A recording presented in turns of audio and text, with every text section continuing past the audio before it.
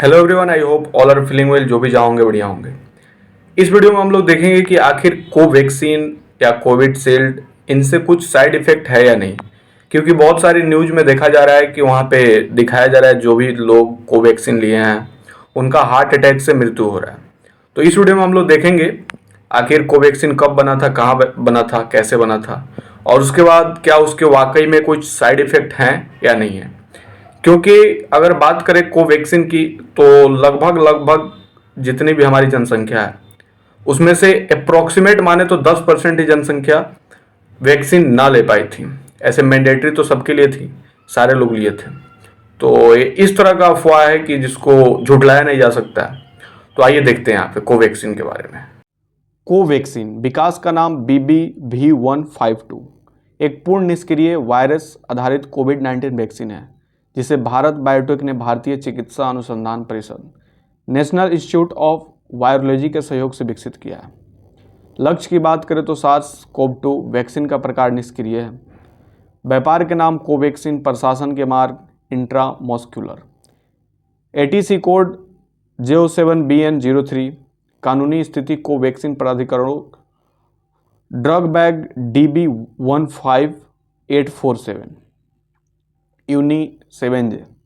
3 नवंबर 2021 को विश्व स्वास्थ्य संगठन WHO ने वैक्सीन को आपातकालीन उपयोग के लिए मान्य कर दिया क्योंकि यह स्वीकृत होने वाली भारतीय वैक्सीन थी। कोविड वैक्सीन थी। 31 जनवरी 2022 तक कोवैक्सीन को 13 देशों में आपातकालीन उपयोग की मंजूरी दे दी गई थी। चिकित्सीय उपयोग की बात करें तो सबसे पहले एक टीका आमतौर पर प्रभावी माना जाता है यदि अनुमान 95% विश्वास अंतराल की 30% निचली सीमा के साथ 50% है। आमतौर पर समय के साथ प्रभावशीलता धीरे धीरे कम होने की उम्मीद है। प्रभावकारिता की बात करें तो 25,998 प्रतिभागियों के साथ 3 चरण के नैदानिक परीक्षण में पाया गया कि टीका 64% यानी 95% CI 29.82% स्पर्श मुख्य मामलों के विरुद्ध प्रभावी है। रोग सूचक रोग के विरुद्ध प्रभावी 93% और गंभीर बीमारी के खिलाफ प्रभावी 65%। उत्पादन की बात करें तो एक निष्क्रिय टीके के रूप में कोवैक्सीन एक अधिक पारंपरिक तकनीक का उपयोग करता है जो निष्क्रिय पोलियो वैक्सीन के समान है। प्रारंभ में SARS-CoV-2 का एक नमूना भारत के नेशनल इंस्टीट्यूट ऑफ वायरोलॉजी द्वारा अलग किया गया था और वेरोक्विस्का का उपयोग करके बड़ी मात्रा में वायरस विकसित करने के लिए उपयोग किया गया था।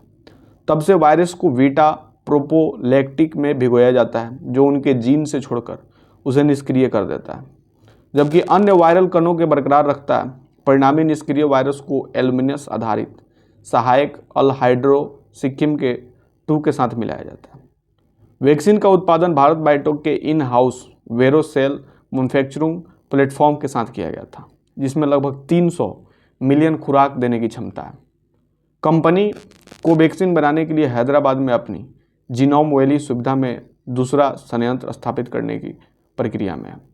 कंपनी उड़ीसा सरकार के सहयोग से जून 2022 तक कोवैक्सीन का उत्पादन शुरू करने के लिए भुवनेश्वर में उड़ीसा बायोटेक पार्क में एक और सुविधा स्थापित कर रही है। दिसंबर 2020 में ओसुजेन ने अमेरिकी बाजार में कोवैक्सीन के सह विकास और विशेष रूप से व्यवसायीकरण के लिए भारत बायोटेक के साथ साझेदारी की। जून 2021 में साझेदारी को कनाडा को करने के लिए बढ़ाया गया था। जनवरी 2021 में प्रिसिया मेडिकाइटोमेंस ने ब्राज़ील को कोवैक्सीन की आपूर्ति के लिए भारत बायोटेक के साथ एक समझौता किया। ब्राज़ील सरकार द्वारा मूल्य निर्धारण में अनियमितताओं के आरोपों को जांच के लिए खरीद निलंबित करने के बाद जुलाई 2021 में अनुबंध समाप्त कर दिया गया था। मई 2021 में हफिकन इंस्टीट्यूट के हॉफकिन बायो फार्मास्यूटिकल कॉर्पोरेशन लिमिटेड ने भारत के बायोटेक के साथ एक समझौता ज्ञापन MOU में प्रवेश किया और घोषणा की कि उनके द्वारा कोवैक्सीन का उत्पादन महाराष्ट्र राज्य सरकार के समर्थन और भारत सरकार से अनुमोदन प्रदान करने में शुरू होगा। जबकि इंडियन इम्यूनोलॉजिस्टिकल लिमिटेड IIAL ने वैक्सीन के लिए एक महत्वपूर्ण घटक औषधि पदार्थ के उत्पादन के भारत बायोटेक के साथ वाणिज्यिक समझौते पर हस्ताक्षर किए। Bharat immunologicals and biological corporation BIB सियोल की वैक्सीन का निर्माण करेगा। अप्रैल 2022 को भारत बायोटेक ने घोषणा की कि वह मांग में कमी के कारण उत्पादन में कटौती कर रहा है। 2 अप्रैल को WHO ने कहा कि मार्च 2022 में कोवैक्सीन के निर्माण के लिए उपयोग की जाने वाली सुविधाओं के निरीक्षण में अच्छे विनिर्माण अभ्यास की कमियों का पता चला था। इतिहास की बात करें तो क्लिनिकल परीक्षण किया गया, चरण 1 और चरण 2 का परीक्षण।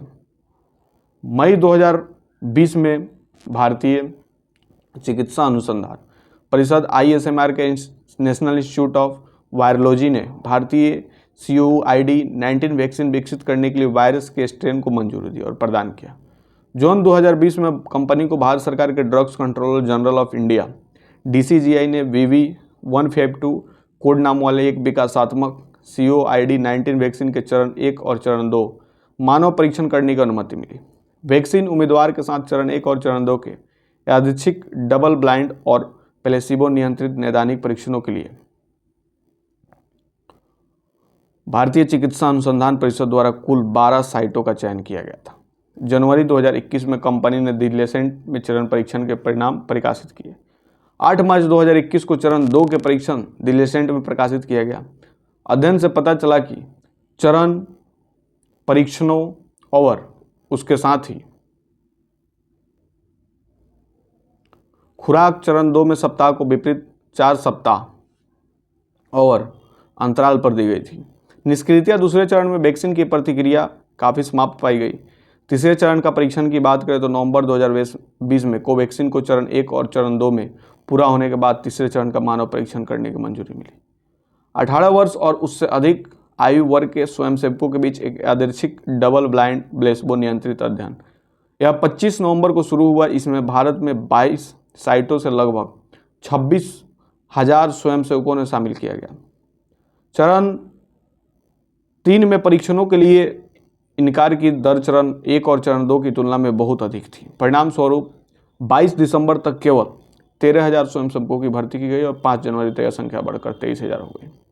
भोपाल में उनके एक परीक्षण स्थल पर कई नैतिक उल्लंघनों की सूचना मिली, जिससे संभावित रूप से समग्र डेटा गुणवत्ता में बाधा आ रही थी। नाबालिगों पर मुकदमा हुआ, वेरिएंट हुए, इन सारी चीज़ों को वहाँ पे देखा गया। कोवैक्सीन से रिलेटेड इन्फॉर्मेशन आपको कैसे लगी कमेंट करके बताएंगे। जल्दी मिलते हैं आपसे नेक्स्ट वीडियो में, तब तक के लिए बाय बाय।